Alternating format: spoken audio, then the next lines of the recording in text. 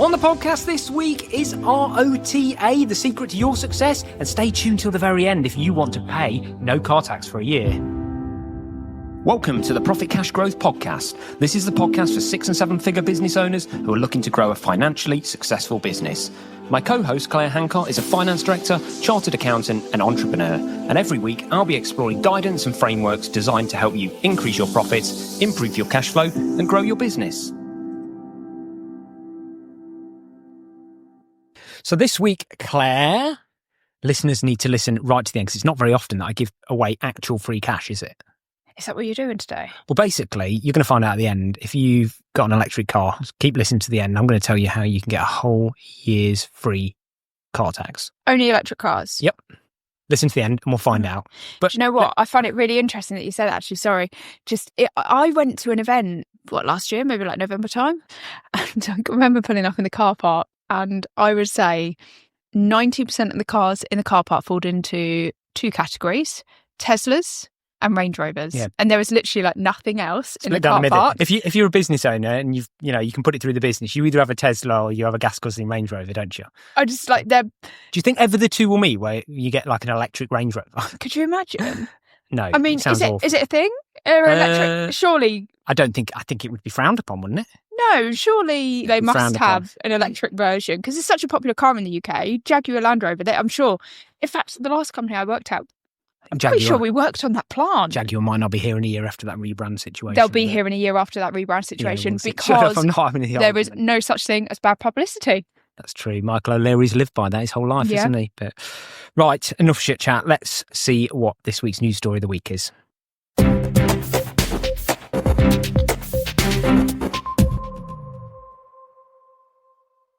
So Claire, this week, December alcohol-free sales have outstripped January for the first time ever. God, how dull. I know. Low or no alcohol drink sales are rising every month. But do you know what zebra striping is? No.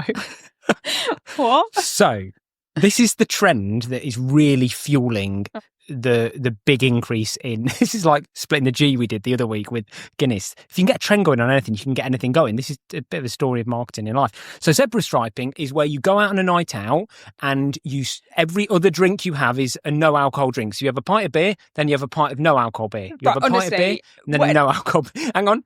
You have a glass of wine, you have a glass of no alcohol wine. So you smooth out the night by having one alcoholic drink and one non-alcoholic one. Right, this is just bloody ridiculous. This is not a trend. This is just like not getting rat-assed and like unconscious in the middle of a nightclub or a bar or something like that. I used to do this, when I was like 15, I used to go out with my friends. When you thought that you'd had a few too many, you'd neck a bottle of water and you'd be straight back on the Lamborghini or something. Like, no, this is not a new trend. No, you just nip to the toilet, throw it up, and then get back on it, wouldn't you? I would never, ever do that. But yeah. And we never called that a zebra stripe. No, we didn't.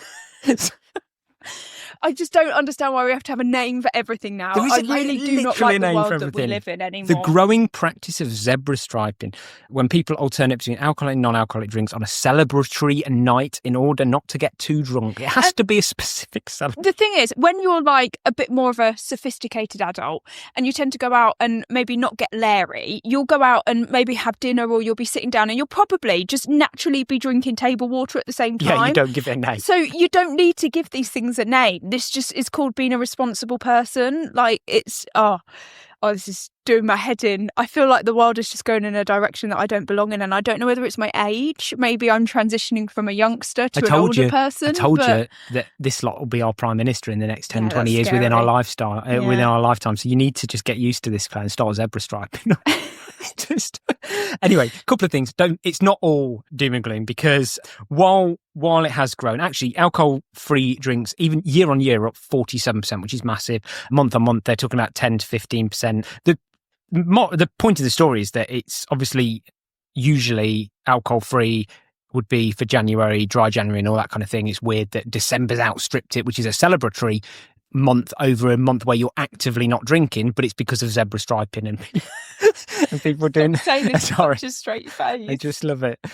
So, but don't worry, because I've done a bit of research into what the total percentage of the alcohol market is non-alcoholic. Okay. And it's nothing to worry about. We're all right. We're still going to be able to buy wine, aren't we? Yeah, they can't quite pin on it, but they said that it's still plus 90% of the entire market is the normal alcohol market. So it's not even at 10%. I am beyond. It just completely blows my mind that somebody would spend money on non-alcoholic rather than just like a juice or something, or a slur. Just have a glass of water, or a Diet Coke or something. Or, if you've been a bit fancy, have a J2O. But most of the non-alcoholic drinks just taste like utter crap. I've got no idea why people would drink them. Like, there's something really refreshing about a gin and tonic or a glass of wine or something when you're in that mood. But unless you're in the mood to get a little bit tipsy, I think alcoholic drinks are not that nice. So you remove the alcohol from them and they're just not nice drinks. Oh, I love a pint of Guinness. I love a nice crisp cold lager. I mean, I think it's tremendous. But you're not a big drinker, so it's just you're the wrong person. Go away. Let's move on to this week's deep. I don't sound like it with my disgust. No, let's move away. Yeah, but you're drinking juice. That's the problem. Yeah, let's move on to this week's deep dive. You make me sound like a toddler, like I've got juice in a bottle.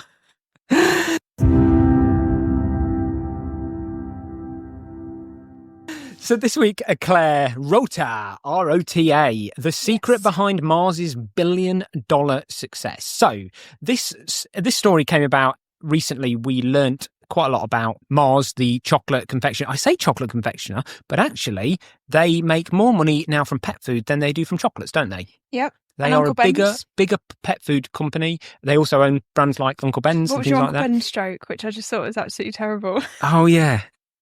You told me he died. Oh, I can't remember. Oh, yeah. Something about rice. Oh, no more Mr. Rice Guy. Oh, yeah. Terrible joke. Yeah, it's a terrible joke. And I think have you heard about have you heard about Uncle Ben passing away? No more Mr. Rice Guy. Yeah, terrible joke. Terrible. So, yeah. So it was interesting because obviously phenomenal. I mean, go and listen to it. It's on the Acquired podcast, the Mars story. 3.5 hours long, but a long journey to Lancashire really kills it.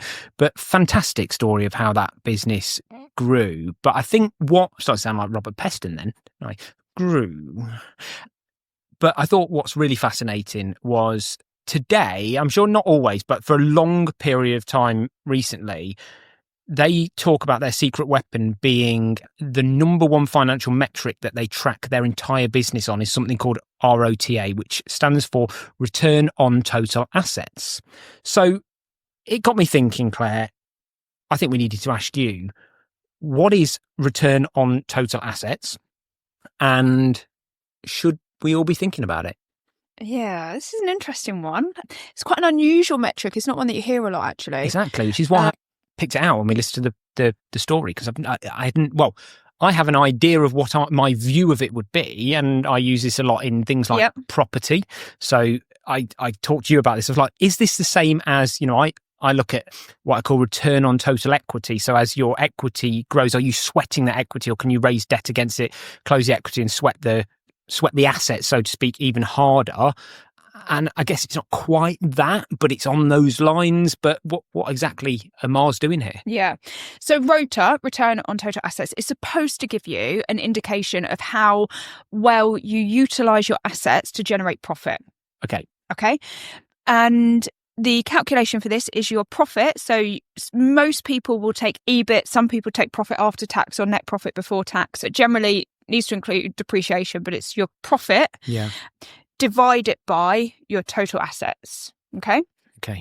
Now, most people, when they refer to total assets, particularly in like an accounting world, we're generally referring to not just your fixed assets, which would be like your physical assets that you own, like computer equipment, machinery, vehicles, things like that, but also your assets like the cash that you've got in the bank, any stock that you hold, any money that is owed to you by your customers. So total assets. Yeah. Current assets and long-term assets. Okay. Now, because I've worked in the industry before in the past, I just thought one way that I would really... Sorry, what industry is that? I'm going to tell you in a minute. Oh. So I've worked in this industry in the past. One of the industries... I thought you were implying that you'd worked in the accountancy industry or something. I was like, what? No, this particular industry that I've just thought of, I'm guessing this is where you have enormous capital asset expenditure. So I'm thinking airlines. Yeah. So an airline buys, spends £250 million. I don't think they're that cheap. I think they're probably billions on a Boeing 747 that's going to last 20 years. Actually, they really care about what the return on the return on that total asset is, don't they? Am I along the right lines here? You are along the right lines. Now, I don't think that return on assets is actually a particularly useful metric because it can vary a lot. So let's take that scenario that you just gave there. So we've got a business like an airline, and they might, let's say, I don't know, how much does an aeroplane cost? Let's just say they buy an aeroplane for 25 million and they say, we're going to keep this aeroplane for 25 years. Yeah. Okay. They're going to put £1 million worth of depreciation through their profit and loss every month. Okay. Yeah. They get to the end of 25 years and they might have been generating a return on asset over the lifetime of that aeroplane. They might have been generating maybe 20% return on assets for that particular thing. Then they get to the end of 25 years and that aeroplane has been fully depreciated and it has no book value anymore. So all of a sudden, like that, overnight, just because an accounting policy has ended, that metric changes. Yeah. But nothing has actually changed in their business. And that asset potentially has still got a value on the market because an airline will last a lot more than 20, so they could sell that plane, so it has got an actual value. But from an accounting perspective, it's depreciated, it's got no fully value. Depreciated. So therefore, your assets go down lots. Yeah. And your profit remains at the same level. So therefore, on paper, if you were to do the ROTA calculation, your percentage would be far higher. Of course, this is the point I was trying to say. So you get to that point where that's fully depreciated. Accounting wise, all of a sudden the return on that asset is 100%. It's infinite because it's got no value anymore. But actually, should you be forcing a different calculation which recognises the true market value of that asset at that time? Yes, that is one way of looking at it. And that's an argument, like particularly in property, for example, that's one thing that we do is we'll look at the market value of the assets rather than the book value of the assets. And that's how it can be a little bit more of a useful calculation. However, it can therefore lead to unintended consequences. And I think this is always what you've got to consider whenever you're putting any metric in place is you can never just put one metric in place. Nothing can ever be taken as standalone. And I always use this example. You say to your salespeople, sell more. Sell more.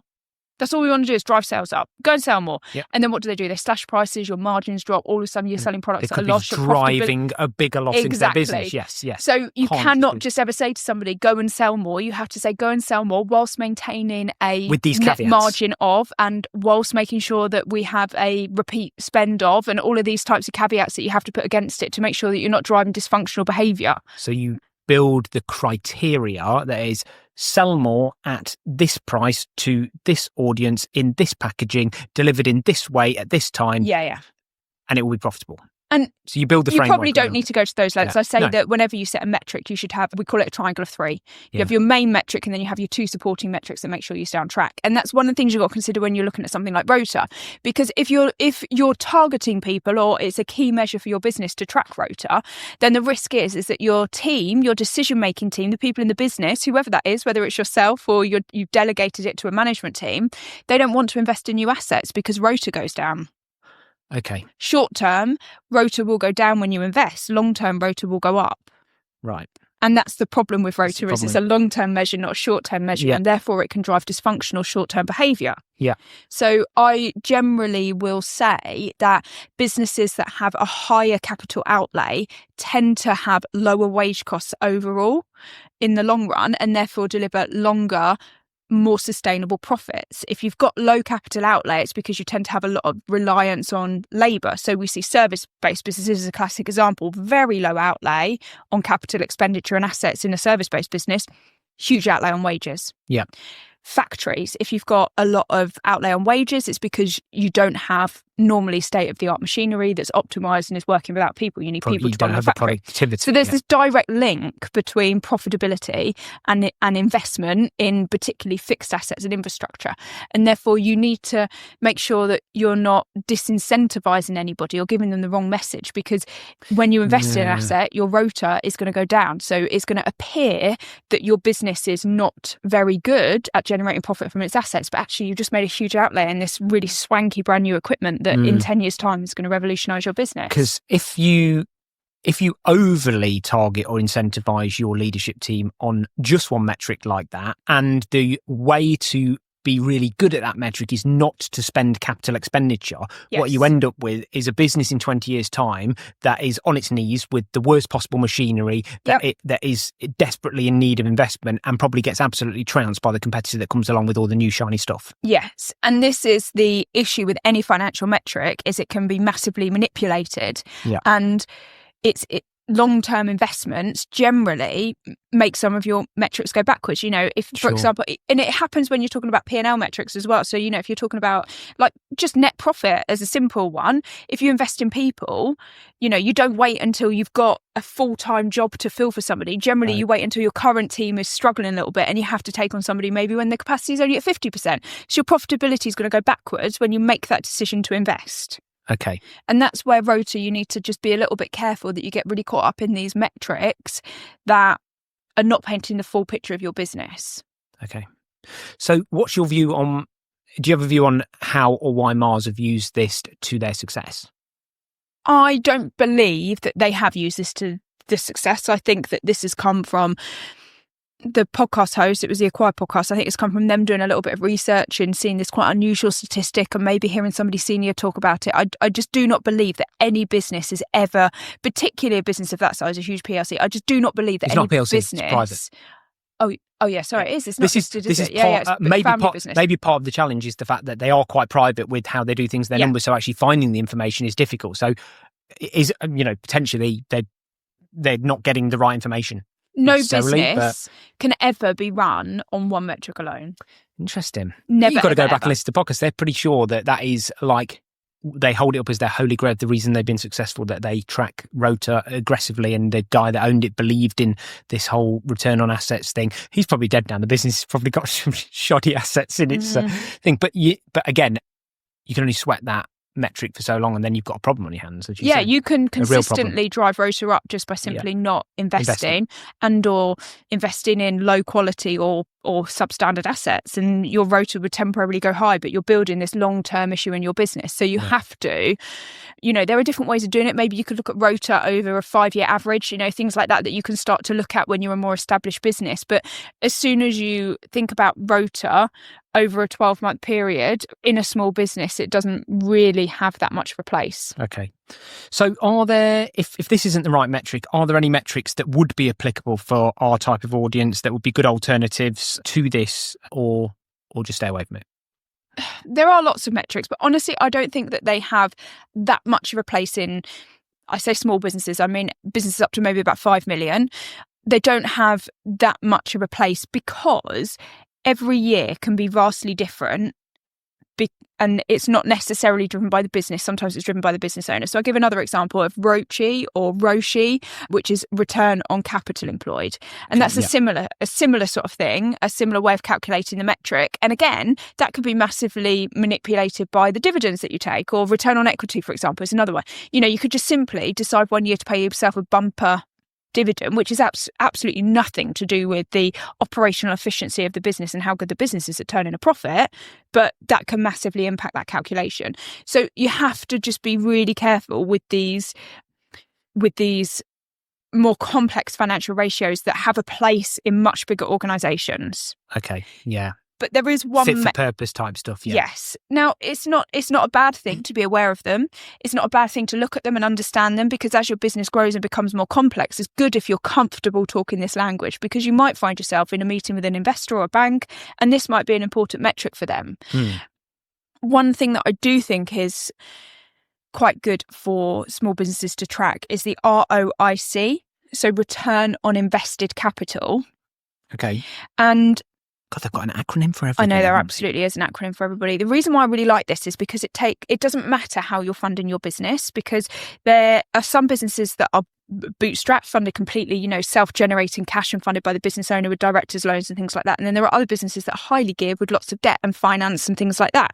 So typically you would need to consider completely different financial ratios for those businesses. But where ROIC comes in is your total investment. It doesn't matter where that money's come from. It doesn't matter whether it's come from a loan. It doesn't matter if it's come from your personal bank. It doesn't matter if it's come from retained earnings. It says how much money or how much capital has this business got available, and how much return is it generating on that.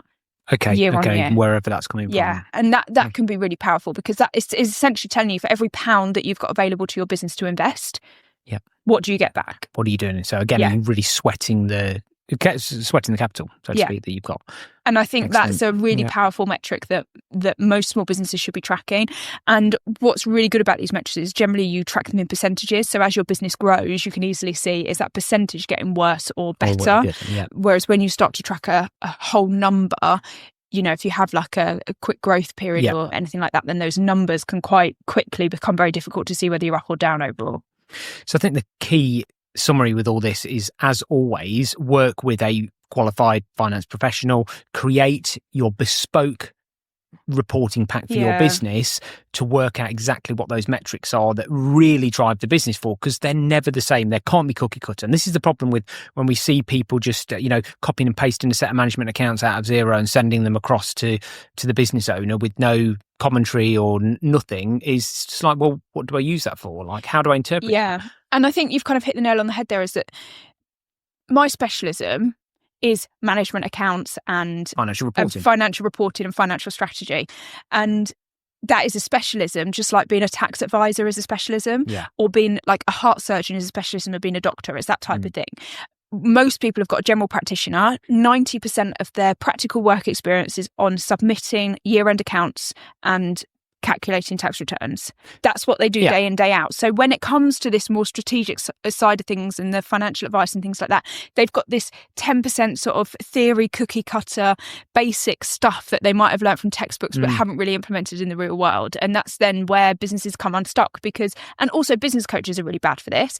And do you know what? Don't get me wrong, I've done this on some videos because they're a bit clickbaity and it's very easy to do. You're like, the number one metric that every business should track. And the reality is it's always exist. Personal. There is no cookie cutter approach, and the key is, like everything, is really understanding what's right for your business. I mean, the thing with this is that, like, I see this day in day out with the clients you work with, and just getting that message across is so hard. Like, every business owner spends a disproportionate amount of time with their tax accountant trying to scrape another 10 grand here or another whatever they can there, but don't focus on the stuff that you work with business owners that literally take the lid off the business. So that 10 grand's irrelevant when you just made £500,000 more because your business is going in the right direction. Just like make more money, and paying tax just doesn't become something you worry about.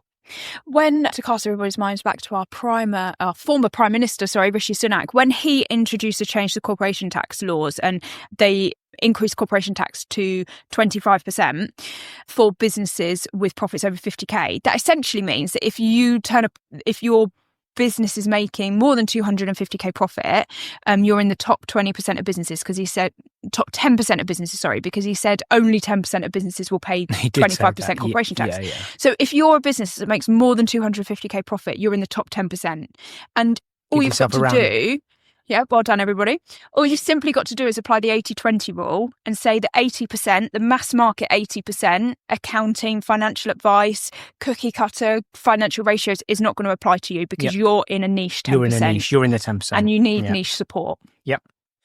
Well, thanks for unpacking that one for me, Claire, because I really enjoyed that. Really I thought that was going to be... You were a bit... really technical. Retinent? Is that a word? Retinent with this? When I taught this one to you, you're like, oh, do I really have to do this? It's going to be boring. I'm like, I like this. Like, it's just a different metric. Really, I think it's an interesting one. People, so many different things. And it might resonate with some business owners, it might not resonate with others. But, sweating assets for me, I love the whole sweating assets thing, because we have a lot of assets, and I like to understand that we're pushing them as hard as we possibly can. I think you can sweat your assets too far, though. You can. In fact, I did a business review today. But it winds me up. Like, having cash winds me up, doesn't it? I did a business review today for a small haulage firm, and they're turning over nearly £1 million, and they've got 100k of assets. That's essentially the market value. So it's not even the book value, it's the market value of their vehicles. And I was like, I am staggered that you're turning over this amount of money on this age of asset. Like, you are literally, like, one of these can just go bust at any day and you're going to be screwed, because you're going to be dropping, I think they've got like 6 vehicles. So you're going to be dropping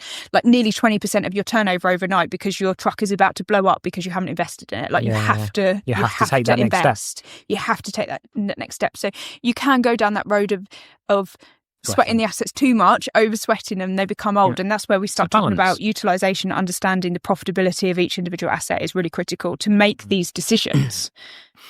Great. Well, let's see what's on this week's, well, we know what's on this week's Profit Cash Growth Extra, because I'm going to save you a whole year's worth of car tax. So I just had to share this one, Claire, because this is the year we got an electric car, isn't it? And you said to me, because the letter came through the post about 3 months ago, haha, Simon, or haha, us, we're going to have to start paying car tax on this. Because one of the great things about electric car was no car tax and various other government incentives. Well, that's coming to an end this year. 1st of April, all electric cars are going to have to start paying car tax. And it's not insignificant. I think it's a couple of 250 quid, something like that. And yeah, I read an article this weekend which said that if you go onto the DVLA government website and you register your electric car before the 1st of April... It's not register your electric car, you just have to renew your car tax. Yeah. So you go on and, basically order your... You can't renew it because you haven't got it yet, but so order your tax. Order your tax on the 31st of March or before, you'll get it free for a year. Yeah? Free for a year? Free for a year, because it's a year. You order a year's worth of tax at a time. So basically, if you order it if you go on the website and register your car on the 25th of March for the tax, you will not pay your first car tax on your electric car till the 25th of March 2026. That is genius, isn't it? Do you think the DVLA are getting wind of this? So this was in one of the mainstream newspapers. No, it's not illegal. It was in a national newspaper. But that's what I mean. Do you think they've got wind of it, that they might be missing out on some revenue? So you think I should get on now? Yeah, you should get on now. And order your tax today. Basically, just you in case they close the now loophole for 12 months, then you pay today's price, not yes, April's that's it is. Yes, so basically, from the 1st of April onwards, the price of your car will be whatever it is, 250 quid. Before that, if you go on and do it, it's zero. So you just pay zero and you have a year's worth of car tax. But it's not just electric cars; it's anybody whose car tax is going up in April. Good point. If you pre-order it now, then great loophole. Totally legal, obviously, but don't forget. No, totally legal. I said totally legal. Sound like illegal. Totally legal. That's my Midlands accent. Totally legal. Totally. Come on. There you go. Look, so animated. If nothing else, this podcast, we give you to it for free, and now we've saved you, a couple of £100 as well. And, it's... Phenomenal. Really. What more could people want? Could anybody want? Indeed. Well, I hope you enjoyed this week's podcast. As always, if you feel like you might have outgrown your current accountant and you'd like to work with Claire and the team at Profit Cash Growth, go to the website profitcashgrowth.com. On there, you can book or schedule a quick chat with Claire and the team, or you can order a free financial health check of your business to kick off a process of analysis. And as always with these podcasts, they're all ever so evergreen in the middle, maybe not the news stories, but certainly the middle bits of education. So dive through the back catalogue, listen to as many of them as you can. Honestly, as I said when we started this podcast, I wish this podcast existed when I started my business. This is just like having a finance director in your pocket and your right-hand girl on your side, yeah? Is that right, Claire? Oh, my God. Right and lady there. She's my first lady. Was that better? You like first lady? Yeah, I like that. Yeah, we'll go for first lady of finance. And as always, you must have loads of friends. Come on, don't tell me you haven't got loads of other business owner friends. So just pop in a text message, send them a link to this podcast, say, if you don't like this one, go back through the back catalogue because you're going to like one of them. Listen to Simon and Claire, and you're going to learn some things. And we will see you again next week.